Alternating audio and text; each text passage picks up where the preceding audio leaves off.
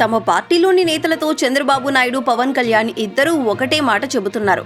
అదేమిటంటే త్యాగాలకు సిద్ధంగా ఉండాలి. పోటీ చేసేందుకు అవకాశం రాని నేతలకు అధికారంలోకి రాగానే సముచిత స్థానం కల్పిస్తామని. పార్టీ భవిష్యత్తును దృష్టిలో ఉంచుకుని టికెట్లు రాని నేతలు అభ్యర్థుల గెలుపు కోసం పనిచేయాలని విశాఖపట్నం పర్యటనలో జనసేన అధినేత పవన్ మాట్లాడారు.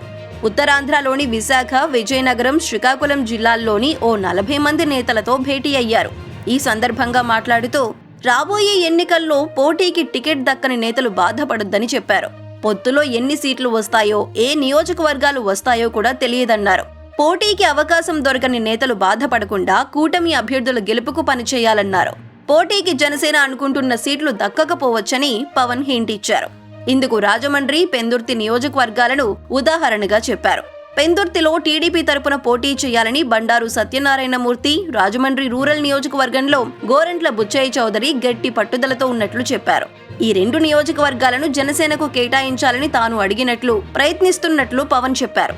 అయితే చివరి నిమిషంలో పై 2 నియోజకవర్గాలను వదులుకోవాల్సి రావచ్చని కూడా అన్నారు. అంటే పెందుర్తిలో పంచకర్ల రమేష్, రాజమండ్రి రూరల్లో కందుల దుర్గేష్ కు మొండి చెయ్యేనా అనే అనుమానాలు మొదలయ్యాయి. ఇక్కడ విషయం ఏమిటంటే 2 రోజుల క్రితం టెలికాన్ఫరెన్స్ లో తమ్ముళ్లతో మాట్లాడిన చంద్రబాబు కూడా అచ్చంగా ఇదే చెప్పారు.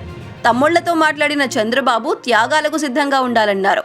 ఎన్ని సీట్లలో, ఏ నియోజకవర్గాల్లో పోటీ చేసే అవకాశం టీడీపీకి దక్కుతుందో తెలియదన్నారు. పొత్తుల్లో సీట్ల సర్దుబాటు కారణంగా టికెట్ దక్కని తమ్ముళ్లు బాధపడొద్దన్నారు. అధికారంలోకి రాగానే మంచి భవిష్యత్తును కల్పించే బాధ్యత తాను తీసుకుంటానని హామీ ఇచ్చారు.